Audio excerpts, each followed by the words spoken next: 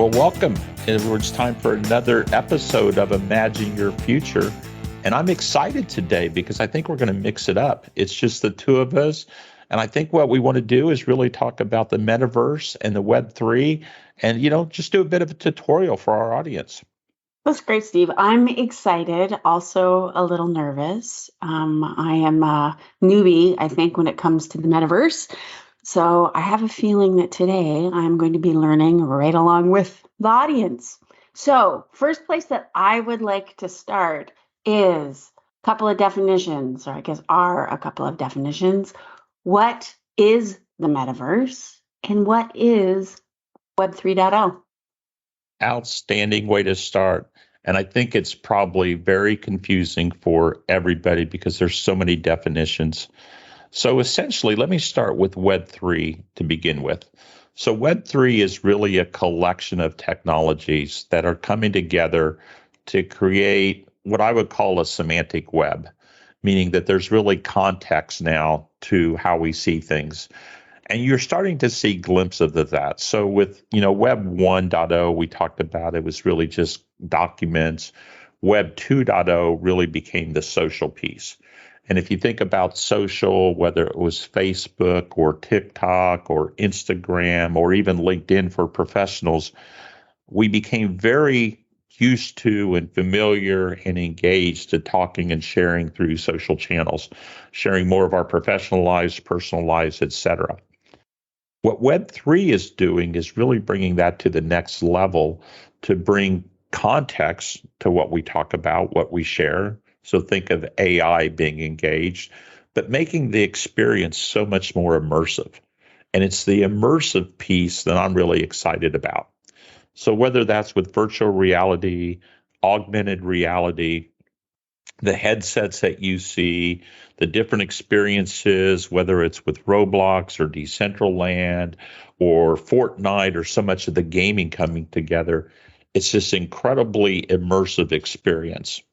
Now, the other aspect of this is because of 5G, broadband connectivity, all these things, we can make this experience, again, from the immersive standpoint, almost seamless. 7-millisecond response times, NVIDIA chips or graphic processing units embedded in devices now that really bring this experience so much where it feels real life.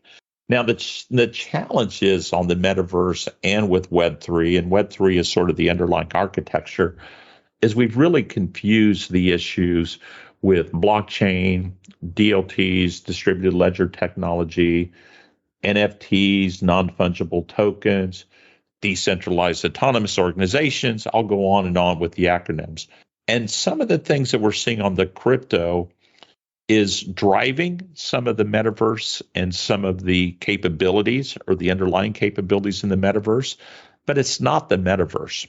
And I think what we've seen through, back half of 2021, early part of 2022, is crypto and NFTs and some of the others have dominated the message versus really that more driving conversation that we have on the experience.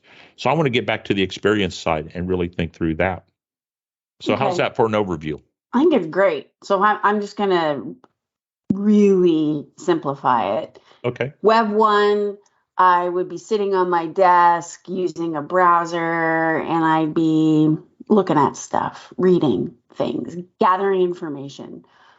Web 2, really, you kind of make the jump to being able to do things from anywhere. And it's more sort of read write. I'm starting to have content be decentralized. I'm sort of starting to be a creator as well. And it's sort of more platform and interaction based. And Web 3 gives me the ability to step into the matrix. Ooh, I like that. Yes. You are stepping into the matrix with Web3. And I liked a couple things that you said because Web 2, we started to have this concept of sharing information and content creation, but the ownership of that content was primarily still owned, whether it was by Twitter or Facebook or Google, whomever, right? With Web3, the dream is that you'll be able to create content, You'll be able to use the blockchain, so things like non-fungible tokens, to tie that to the blockchain, to tie that content to you. So as that content is shared or sold in, if I put that in air quotes, through digital as a digital asset, you'll always be identified as the owner of that. So, or the content creator. You can sell that, you can track that, et cetera. And that's what got people really excited. So no, I think you've nailed it. I think that's a good, simple way to think about it. Okay. So my next question has to deal with, you kind of just started to get to it in what you just said, sort of the digital economy that might exist in the metaverse. Completely NFTs. I can, buy. I'm out there playing Fortnite, and I can buy certain outfits for my avatar in the game. But where do you see the digital economy, or the economy that you can create in the metaverse, kind of overlapping with conventional economies? The physical. Yeah. This is great. I'm going to use Roblox as the example because I think it's a great one. Today, my next door neighbor is on Roblox, probably way too long for her parents' desire to do, right? And she connects with her friends on Roblox from across the world. So she has a cousin in Florida. She has another cousin in Turkey. They spend hours with their avatars traveling through new lands in Roblox. Now, what they do is they create new lands. So they create property, they go to malls, they go to these various locations. And so you probably said, well, what do you mean they go to malls? Well, within Roblox, there's a mall. It's a street mall that was created. There's all sorts of stores that apply to that generation. So there's a Forever 21. There's a Nike store. There's an Adidas store. There's all of these different brands that, engage with them there. Now, my next door neighbor, one of her favorite brands is Vans. She's a skater dude, so thus the cool Link dude name, and she loves Vans apparel. So she goes in and she does games with Vans, and she earns tokens for playing different games and getting paychecks and different things. So she earns money by interacting in Roblox with Vans, but she's also able to buy digital assets for her character. So she's got a cool Vans hat. She's got Vans shoes. Her skateboard has Vans stickers on it. She's got all these cool things, and she can level up as she goes through it. But more importantly, she can create content. So let's say she wants to create a new skateboard sticker, and she's really creative, so can do this, or a new skateboard or new skateboard wheels. She can go in and create those using tools that are provided in Roblox, sell those within the Vans store, sell those within that experience. Now, the cool thing about it is she's creating content. She tags that content as things that she owns. People will pay for that, so she earns more tokens, if you will, in Roblox. But she can also order things from Vans. So let's say Vans marketing creates a new sweatshirt. She can go out and buy these things and have those physically delivered to her. So you're seeing this connection between the physical and digital. Now, if you're a skateboarder, you're probably going to get the munchies. You're going to want to eat. So what if you're on the mall and you order a Domino's pizza from the mall, right? Because that's where you are. That's delivered to your physical location.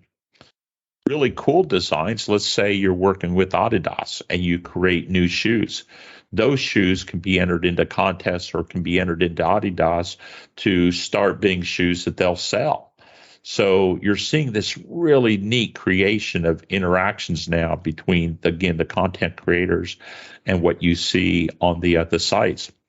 I think that's going to continue.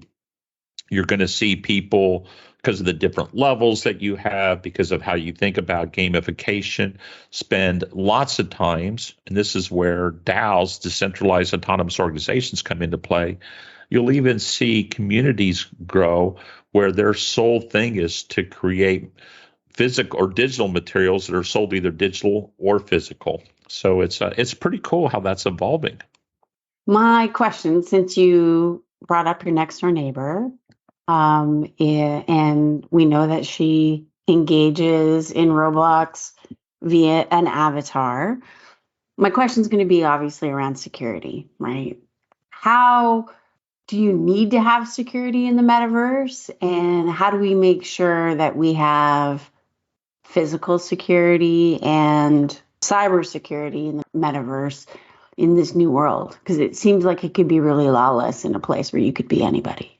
Yeah, well, it's a great question because I don't think it's just cybersecurity, and I'm glad you said physical security, but it's also emotional security and everything else, similar to the issues that we've seen with, cyberbullying and other things online. So I think you do have to be careful, really, really careful. So when I look at the market and I think about, okay, I've got an avatar, and in this particular avatar, I'm a 13-year-old girl, right? How do I really know that I'm talking to my cousin or another 13-year-old girl or friends that are real, right? And it's not somebody that's stalking me.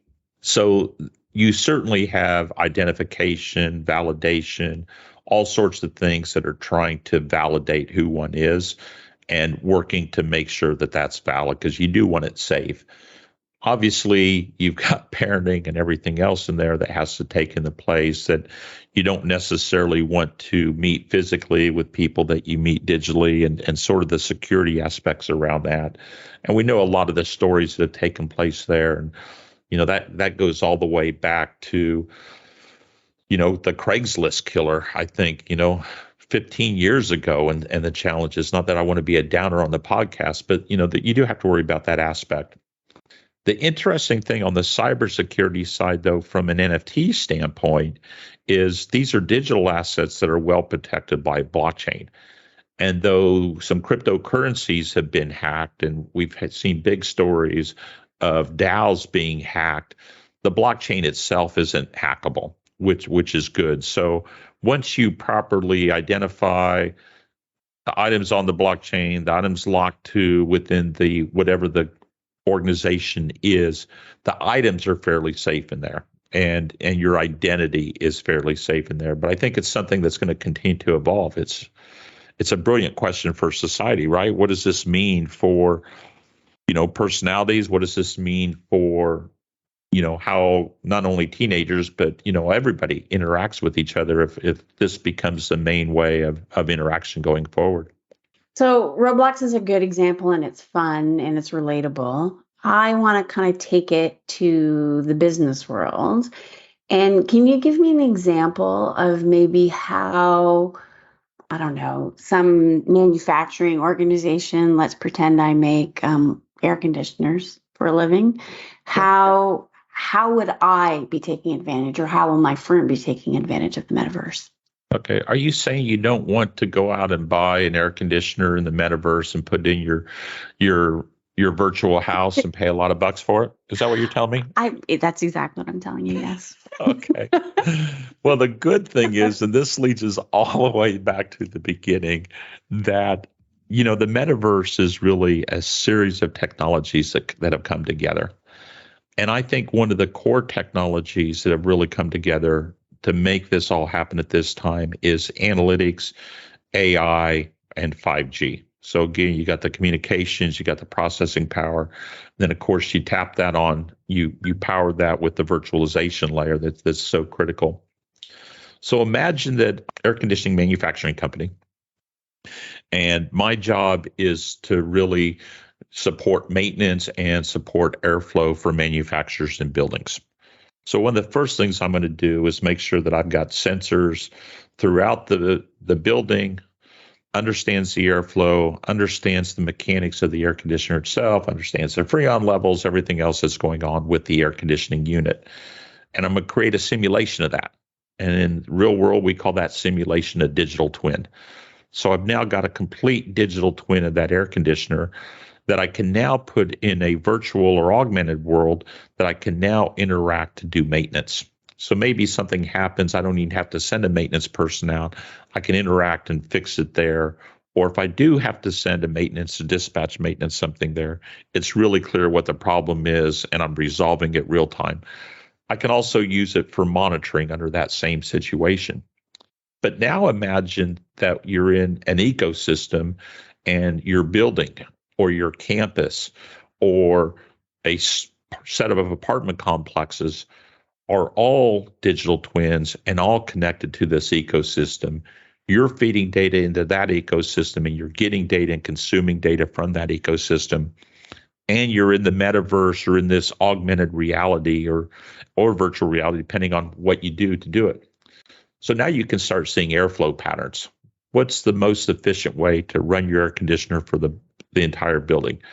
What's the cyclical, episodic natures of it? Night, day, spring, winter, fall, etc.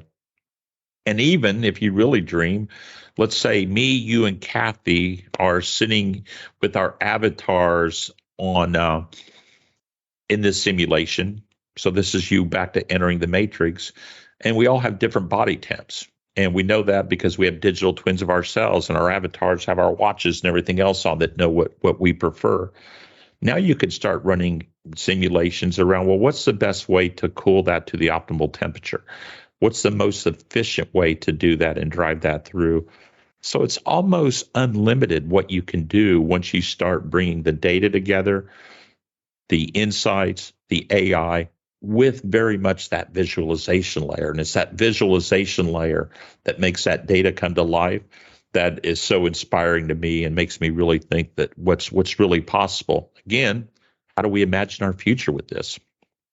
Right. I was going to say the future is now. Right? The future is now. The future is now. Where do you think the world is going in terms of the metaverse? Are we ready? Are we ready for the metaverse on a big scale? I think there's going to be some really cool use cases. So I think the pandemic has taught us an awful lot that we can work from home, we can do things in a hybrid model, but it's also identified some real challenges with the connections that we need to make as humans, right? We all don't want to work at home all day long. We need to interact in different ways. And as good as Zoom is and Teams and all the other video conferencing things, it's still not completely interactive. What I see with some of the workplace solutions that are coming out and what's really exciting is what this is going to mean to training, what this is going to mean for meetings and interactions, and how we can create digital twins of ourselves that, carry our facial expressions, right? I know you think that I've got a funny face sometimes, right? And I'm very expressive. But Yes. what if my avatar was equally expressive, right? Because that's my digital twin, and we were intermaking, and as animated as I get, you don't only feel the animation in my voice, but you see it, right? I think that will come a long way. I'll use an example as Accenture. So Accenture has been experimenting with what they call the Metaverse Continuum, really focused on training. So they've ran, I think it's 180,000 Accenturites through it. They've acquired over 80,000 Oculus devices to do it. And now they're starting to do training in the metaverse. And again, the thing that's so great about it is how immersive it is. So the training works, it's sticky.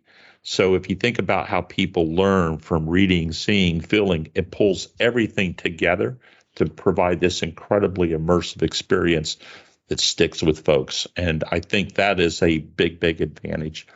If we used an example from banking, but if I use, an example from life sciences, especially since we had EC and Papillon, I think you're going to see examples where we use the metaverse for clinical trials. Again, a digital twin of ourselves, being able to understand the impact of certain drugs or the number of drugs or the combination for individuals and really be much more tailored. So an awful lot is coming forward. And I think some of that is now, especially in the workplace experiences where I'm really excited about what it's going to be able to unleash.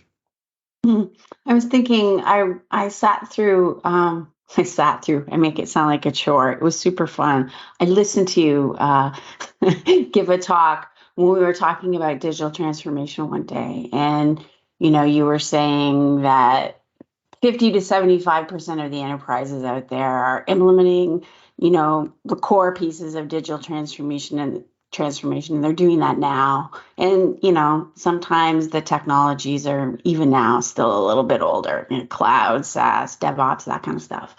And then a slimmer portion of the enterprises out there, 15 to about 20%, are sort of with it. And they are doing new business models and platforms and, really taking advantage of what's happening today. And that would be things like, digital twins and edge computing, AR, VR. It's the 5% of the enterprises that are out there that are building for tomorrow that I'm excited about and to see what happens. So maybe the next level clinical trials, because I think they're the enterprises that are going to take, the metaverse to the next level and Web 3.0 to the next level. Who do you think? Do you have any guesses as to who those enterprises might be? Wow, that's brilliant. You took me back to that conversation that we had about almost needing three legs, because you're going to have your leg in today, a leg in tomorrow, and a leg into the future. Right. Or a leg into yesterday, a leg into tomorrow, and in today. So it really is interesting. I think, we're certainly going to see it, I think, in the retail space first, quite frankly. I think some high-end brands are going to make some big impacts. I think marketing brands will make a big impact. And quite frankly, I think automotive will be really interesting, because automotive is going to try to combine the consumer aspect of it with the manufacturing, the digital twins, plus the ecosystem that's so incredible. So imagine designers coming together in a virtual world to design the next car, or design a battery, or design a key component, where that level of interaction is incredibly important to the overall success. So maybe manufacturing, specifically OEMs, maybe where I would place my bets. The gaming industry is absolutely going to lead the way on how we think through it, especially on the visualization side, again, which drives that immersion that is so important to me from the experience standpoint. But I would say manufacturing, of all the places, in retail, I think will be the key piece. But there's going to be a lot of failures here, Karen. And I think that organizations that can fail fast is going to be really important. But fail fast and continue, right? Don't fail fast and say, oh, this is a stupid idea, I'm not going to go forward. Any idea how many cryptocurrencies there are? No, because I know I'm going to be wrong. I'm going to say there's 1,000 cryptocurrencies. There's, as of today, so today is June 6th that we're recording this, right? 10,039 cryptocurrencies. I can't imagine all of those cryptocurrencies being successful. There's 700,000 people engaged in DAOs today, decentralized autonomous organizations. And there's probably about 5,500 DAOs that we know of. A lot of those are going to fail. A lot of those are not going to go forward. So I think the core for organizations and for people really getting excited about this is early on focus on that experience piece and the business pieces that come together with it, because there's a lot of use cases there. And I think the crypto piece, the NFTs will come together, but the DAOs and some of the others, I think, are going to take a little while to shake out. And some of them are just buzzwords, quite frankly. And so I would expect some failures in that space, a lot of failures in that space. So you definitely don't want to be connected and have another big .com bust like we did before, right? You don't want to be the poster child for those. I think for our 101 class, you've at least given me some insight into the metaverse and Web 3.0. Is there anything that I didn't ask that I should have? You asked so many great questions. I think we covered a lot. Okay. Let's give our listeners a break and maybe do another episode if we get some great feedback from them. I think that's a super idea. Okay, gang. So for our listeners, It's the usual protocol. If you like what you heard, feel free to go to our website at www.isg-1.com/podcast to hear this and lots of other great episodes. Thank you so much, Steve, for the great conversation, and thanks to everyone else for lending us your ears.